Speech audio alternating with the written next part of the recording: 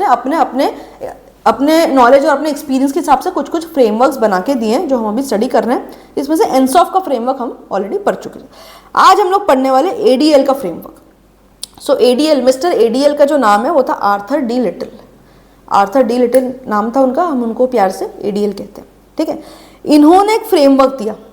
इन्होंने जो फ्रेमवर्क दिया इसमें उन्होंने क्या किया, इन्होंने बोला कि मेरा जो फ्रेमवर्क है, ये framework it is also called as portfolio planning या पोर्टफोलियो एनालिसिस टेक्निक भी इसको बोलते हैं। बिकॉज एज अ कंपनी आपके पास मल्टीपल बिजनेस है, मल्टीपल बिजनेस है मतलब you have portfolio of business, या फिर आपके पास मल्टीपल प्रोडक्ट्स है, so you have portfolio of products. तो कैसे एनालाइज करना कि कौन से प्रोडक्ट के लिए कौन सी स्ट्रेटेजी किस पॉइंट ऑफ टाइम पे सही रहेगी, ठीक है।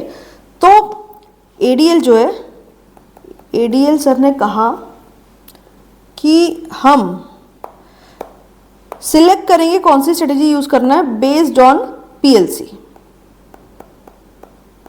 एडीएल ने कहा कि हमारा जो स्ट्रेटेजी सिलेक्ट करने का बेसिस रहेगा वो रहेगा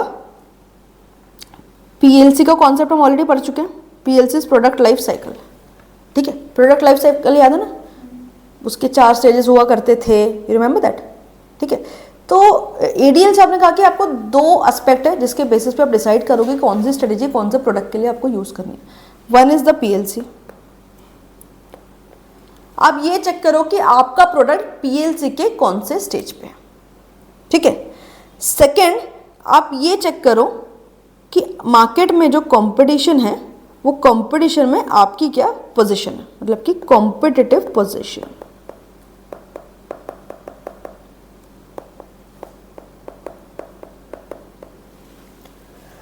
एडीएल ने कहा कि आपको पहले चेक करना है कि पीएलसी में आपका प्रोडक्ट कहां पे है। सेकंड, आपको चेक करना है कि आपकी मार्केट में कॉम्पिटिटिव पोजीशन क्या है। उसके बेसिस पे मैंने एक मैट्रिक्स बनाया है जिससे आपको समझ में आएगा कि आपको अभी क्या स्ट्रेटजी यूज करनी चाहिए, ठीक है। तो पीएलसी जो है उसके स्टेजेस हम ऑलरेडी पढ़ चुके हैं, you already know that. One is introduction, one is introduction के बाद क्या होता है, ग्रोथ होता है, ग्रोथ के बाद मैच्योरिटी, मैच्योरिटी के बाद डिक्लाइन, ठीक है। Introduction, growth, maturity, decline. आपको अगर याद नहीं आ रहा होगा तो मैं याद दिला दूँ, ये ऐसे एस शेप का कर्व हुआ करता था, यहाँ पे सेल्स था, यहाँ पे टाइम था, ये आपके जो है स्टेजेस इस तरीके से डिफाइन होते थे। ये था आपका इंट्रोडक्शन स्टेज, ये था ग्रोथ स्टेज, ये था मैच्योरिटी स्टेज और ये था डिक्लाइन स्टेज, ठीक है। तो ये आपका पीएलसी था, हम इसको डिटेल में डिस्कस ऑलरेडी कर चुके हैं। अब एडीएल सर ने क्या किया, इसमें से बस 2 स्टेजेस के नाम चेंज कर दिए, कॉन्सेप्ट वही है, टोटली वही है, एवरीथिंग इज सेम, खाली रीनेम कर दिया। इंट्रोडक्शन स्टेज को उन्होंने बोला है एम्ब्रॉइक स्टेज है, एम्ब्रॉइक स्टेज। आप बुक में देखोगे तो आपको दिखेगा। एडीएल पे आ जाओ, एम्ब्रॉनिक स्टेज, मैंने भी शायद गलत बोल दिया। दिस इज चार्ट में देखो, आपका जो स्टेज ऑफ इंडस्ट्री मैच्योरिटी है उसमें कॉम्पिटिटिव पोजीशन के बाजू में, गॉट इट।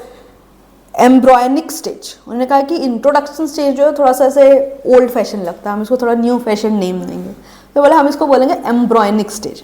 और लास्ट में जो डिक्लाइन स्टेज हुआ करता था उसको हम बोलेंगे एजिंग स्टेज। उसको हम डिक्लाइन नहीं बोलेंगे, डिक्लाइन थोड़ा सा नेगेटिव वर्ड लगता है, हम बोलेंगे एजिंग स्टेज। एजिंग मतलब बुढ़ापा, राइट, हिंदी में, so we call it ageing stage.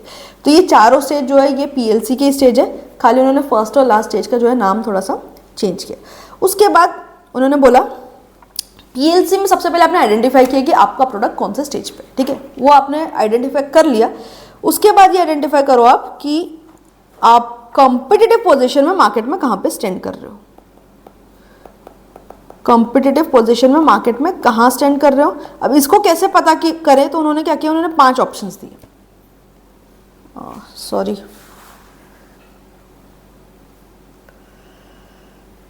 So competitive position जो है आपको आइडेंटिफाई करनी पड़ेगी कि आप मार्केट में कहाँ स्टैंड कर रहे हो in the aspect of competition. अभी कैसे आइडेंटिफाई करें, तो उन्होंने क्या किया, 5 ऑप्शन दिया आपको। 5 टाइप की कॉम्पिटिटिव पोजीशन हो सकती है, आप चेक करो कि आप कहाँ स्टैंड कर रहे हो, ठीक है।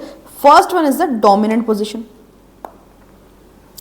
First one is the dominant position, ठीक है। डोमिनेंट पोजीशन मतलब कि आप मार्केट में सबसे स्ट्रॉन्गेस्ट प्लेयर हो। आपकी मार्केट में आप जिस इंडस्ट्री में काम कर रहे हो, जिस प्रोडक्ट में काम कर रहे हो, you are the strongest player over there, ठीक है, आपका कंपटीशन बहुत है बट आप इतने स्ट्रांग हो कि आपके पास कॉम्पिटिटिव एडवांटेज है। स्ट्रॉन्गेस्ट या शायद डोमिनेंट पोजीशन तभी बनेगी जब आपके पास कॉम्पिटिटिव एडवांटेज बहुत स्ट्रांग है। ठीक है, तो आप या तो मार्केट में सबसे स्ट्रांग हो, कौन हो सकता है इस एग्जाम्पल, अगर हम सर्च इसकी बात करें, सर्च ऑनलाइन जो गूगल सर्च करते, गूगल इज द लीडर, ठीक है, सर्च इंजन एग्जैक्टली।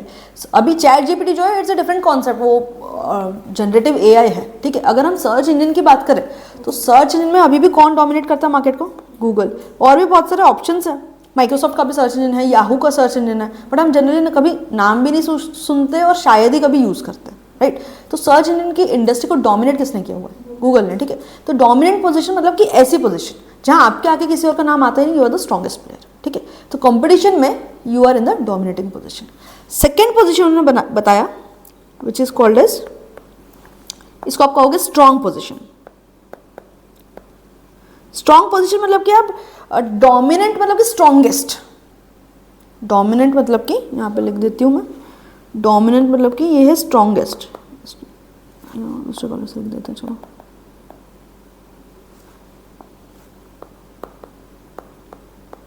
ठीक है, और स्ट्रॉन्ग मतलब कि you are still good, you are doing very good but you are facing competition. जो डोमिनेट होता है ना उसको कॉम्पिटिशन का भी उतना डर नहीं होता। आप यहाँ पे स्ट्रॉन्ग हो but you are still facing competition. ठीक है, कौन हो सकता है ऐसे एग्जाम्पल, मोबाइल इंडस्ट्री की बात करें तो Samsung, right. Samsung is a strong player, it's really doing very good. ठीक है, पर इसका ये मतलब नहीं है कि वो डोमिनेट कर रहा है। ठीक है, और भी कंपनीज है, Apple is there, OnePlus is there, Oppo Vivo ये सब तो वन प्लस का ही है। ठीक है, so Samsung is doing good, इसका पब्लिक इमेज भी अच्छा है, it is performing good, but then there is it is facing competition. ठीक है, तो ये एक स्ट्रॉन्ग प्लेयर हो गया। Third would be favourable competitive position.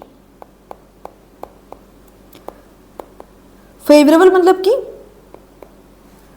You are stable, you are doing reasonably good business, लेकिन you have prospects for growth, मतलब growth जरूरी है आपके बिजनेस के लिए। ठीक है, तो फेवरेबल सिचुएशन जो है इन जनरल कब आता है मार्केट में, जब कोई एक स्पेसिफिक मार्केट लीडर नहीं होता, जब इंडस्ट्री थोड़ी सी फ्रेगमेंटेड होती है। यू कैन नॉट से कि हाँ यही पर्टिकुलर कंपनी जो मार्केट लीडर है।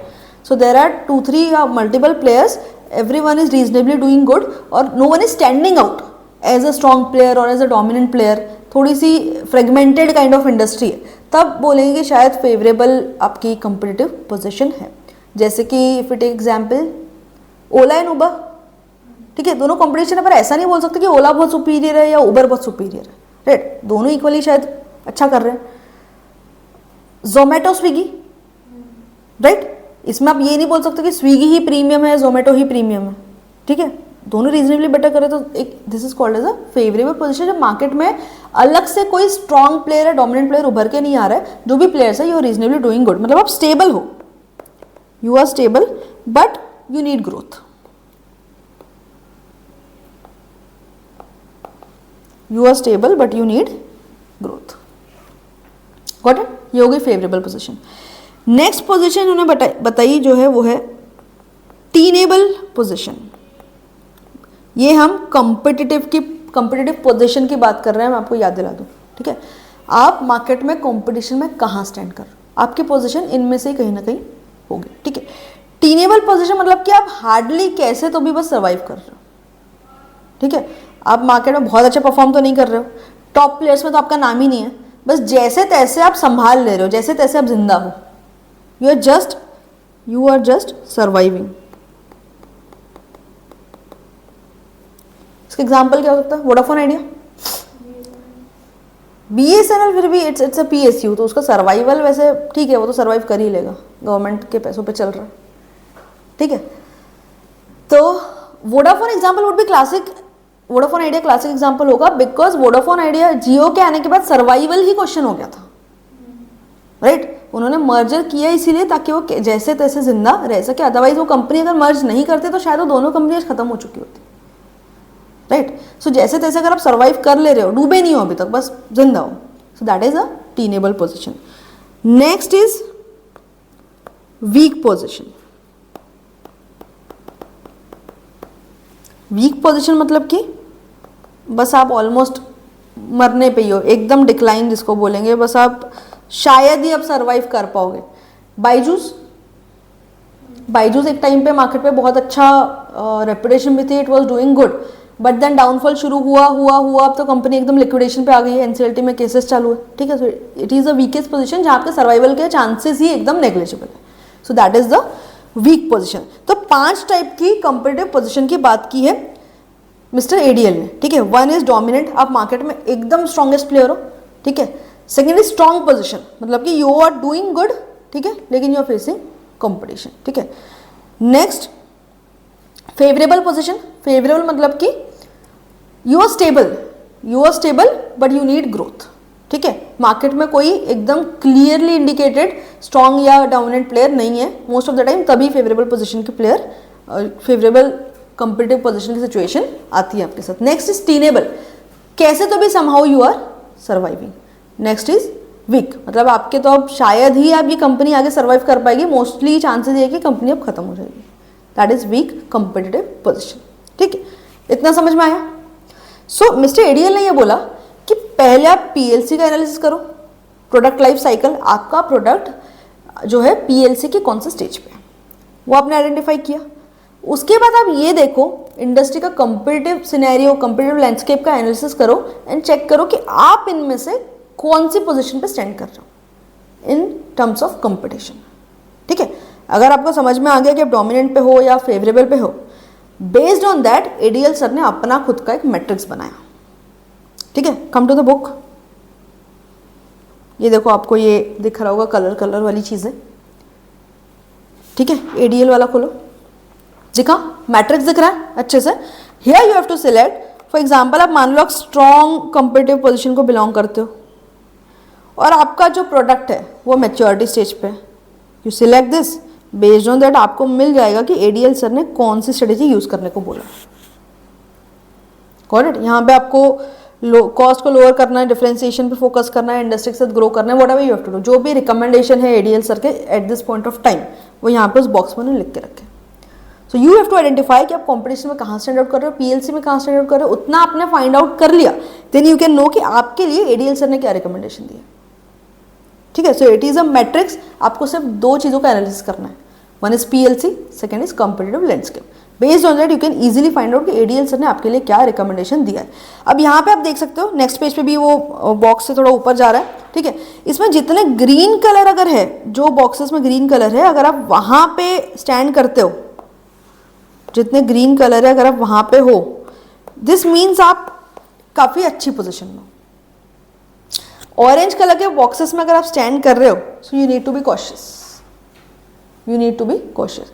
रेड कलर जो है ये एकदम अनवांटेड सिचुएशन है, यहाँ पे अगर आप स्टैंड कर रहे हो, so you need to be serious, आपके बिजनेस को शायद टर्न अराउंड या डाइवेस्टमेंट ऐसा कुछ जरूरत है, शायद उसमें आप चेक करोगे तो उसी टाइप की चीज़ें लिखी हुई है, या तो टर्न अराउंड करो, हार्वेस्ट करो, विड्रॉ करो, डाइवेस्ट करो, दैट मतलब नॉट अ फेवरेबल पोजिशन।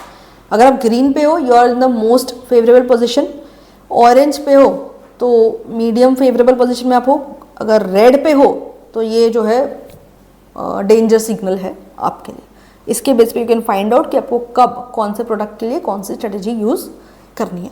अलग अलग प्रोडक्ट के लिए ये आप अलग तरीके से यूज़ कर सकते हो, आपका हर एक product same cycle of PLC पे तो नहीं होगा, राइट। तो हर एक प्रोडक्ट के लिए आप ये बार बार रिपीट कर सकते हो। जस्ट टेक अ प्रोडक्ट, उसका पूरा पीएलसी किया, उसके लिए आपने कॉम्पिटिशन एनालिसिस किया and you find out, take up next product, उसका पीएलसी आइडेंटिफाई करो, अगेन यूज दिस, ठीक है। अब इसमें एग्जाम पॉइंट ऑफ व्यू से बात करें तो ये जो उन्होंने स्ट्रेटेजीज के ऑप्शन दिए हुए कब क्या करना है, ये लर्न रहना आपको ज़रूरी नहीं है, लेकिन कॉन्सेप्ट क्या है आर्थर डी लिटिल एडीएल के जो फ्रेमवर्क है उसका कॉन्सेप्ट क्या है ये पता रहना आपको ज़रूरी है। ऑलराइट, तो अब हम इसको रीड करते हैं। ADL matrix derived from the name Arthur D. Little is a portfolio analysis technique that is based on product life cycle. Approach forms two-dimensional matrix. Two-dimensional matrix मतलब एक इधर से भी होता है उधर से भी होता है, that is called two-dimensional matrix. Based on the stage of industry maturity and the firm's competitive position. Industry maturity मतलब कि वो PLC की बात कर रहा है, product life cycle उस इंडस्ट्री में आपका PLC कहाँ स्टैंड कर रहा है. Environment assessment and business strength assessment. Stage of industry maturity is environmental measure that represents a position in industry's life cycle. Industry मतलब कि आप पीएलसी में हम प्रोडक्ट लाइफ साइकिल करते हैं। पीएलसी जब हम पीएलसी पढ़ रहे थे तब भी हमने डिस्कस किया था कि पीएलसी का जो कॉन्सेप्ट है वो एज इट इज अप्लाई होता है एक बिजनेस को भी। एक बिजनेस भी एक लाइफ साइकिल के थ्रू जाता है, कि इंडस्ट्री भी एक लाइफ साइकिल के थ्रू जाता है। यही स्टेजेस आपको किसी भी प्रोडक्ट की लाइफ साइकिल के लिए भी काम आएगा, बिजनेस की लाइफ साइकिल के लिए भी काम आएगा, इंडस्ट्री की लाइफ साइकिल के लिए भी काम आएगा। Same concept. Competitive position is a measure of business strength that helps in categorization of products or SBUs into one of the 5 competitive position: dominant, strong, favorable, tenable and weak। ये सारे हमने discuss किए कि competitive position जो है कौन कौन से हो सकते हैं। 5 types of competitive position ADL ने बताया है। Okay. Competitive position of a firm is based on assessment of the following criteria: dominant, it is comparatively rare position। obviously एक strongest player अगर है मार्केट में, comparatively थोड़ा ये rare होता है, हार्डली कोई इंडस्ट्री में आपको ये देखने को मिलेगा, but Google is obviously example. लेकिन एआई आने के बाद और चैट जीपीटी आने के बाद मे बी गूगल का मार्केट शेयर भी थोड़ा सा कम होगा। एंड इन मेनी केसेस तो ये हो सकता है, देखो आप पीएलसी से रिलेट भी कर सकते हैं इसको। पीएलसी जो प्रोडक्ट लाइफ साइकिल था, यहाँ पे एक इंडस्ट्री लाइफ साइकिल से अगर हम उसको कनेक्ट करें as an industry, search engine का इंडस्ट्री थोड़ा सा शायद मैच्योरिटी पे जा रहा है बिकॉज चैट जीपीटी आ गया। सर्च इंडस्ट्री बहुत ग्रोथ पीरियड में था जब आपके पास चैट या क्या बोल सकते हैं आर्टिफिशियल इंटेलिजेंस, जनरेटिव एआई आपके पास था ही नहीं, तो search engine was the only option for you. अब जनरेटिव एआई आने के बाद शायद ये सर्च इंजन वाला जो बिजनेस है ये थोड़ा मैच्योरिटी पे शिफ्ट हो रहा होगा, right. So this is how you can relate to it. हर इंडस्ट्री भी उसी साइकिल से जाती है जो पीएलसी का हमने एस शेप कर्व पढ़ा था।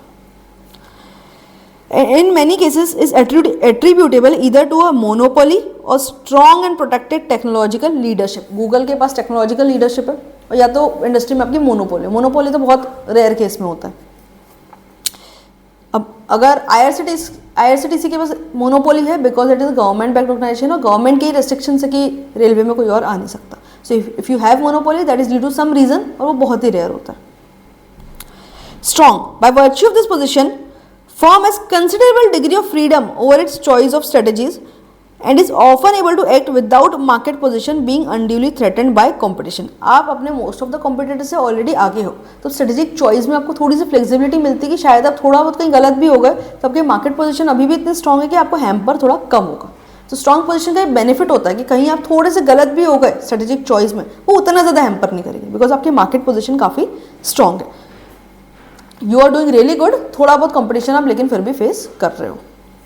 Favourable, this position generally comes out when the industry is fragmented and no one competitor stands out clearly.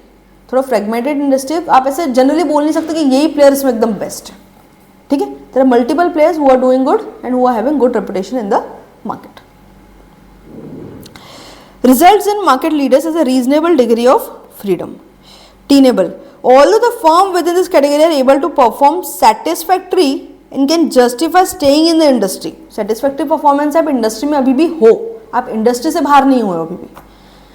they are generally vulnerable in the face of increased competition। लेकिन आप थोड़ा सा vulnerable हो, थोड़ा सा अगर कंपटीशन बढ़ा या थोड़ा भी अपने कंपनी को झटका लगा तो मे बी आप स्टैंड नहीं कर पाओगे। आप जस्ट कैसे जैसे तैसे आप सर्वाइव अभी कर रहे हो, you are doing enough just to justify your survival. In face of increased competition from stronger and more productive companies in the market। Weak, the performance of the firm in this category is generally unsatisfactory although the opportunities for improvement do exist। but आप बिल्कुल भी अच्छा perform नहीं कर रहे हो।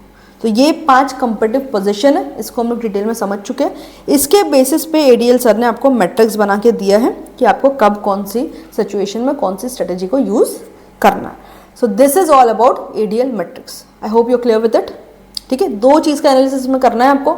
One is PLC, PLC को आपको इंडस्ट्री लाइफ साइकिल के टर्म्स में इसको एनालिसिस करना है। We call it PLC because हम लोग वो पढ़ के आए, ठीक है। बट पीएलसी को आपको, पीएलसी का ही जो कर्व है वो आपको अप्लाई करना है फॉर इंडस्ट्री लाइफ साइकिल। मतलब जिस इंडस्ट्री में आप काम कर रहे हो उस इंडस्ट्री का क्या स्टेज चल रहा है अभी, whether it is growth stage, whether it is maturity stage, industry का क्या स्टेज चल रहा है उसको एनालिसिस करना है।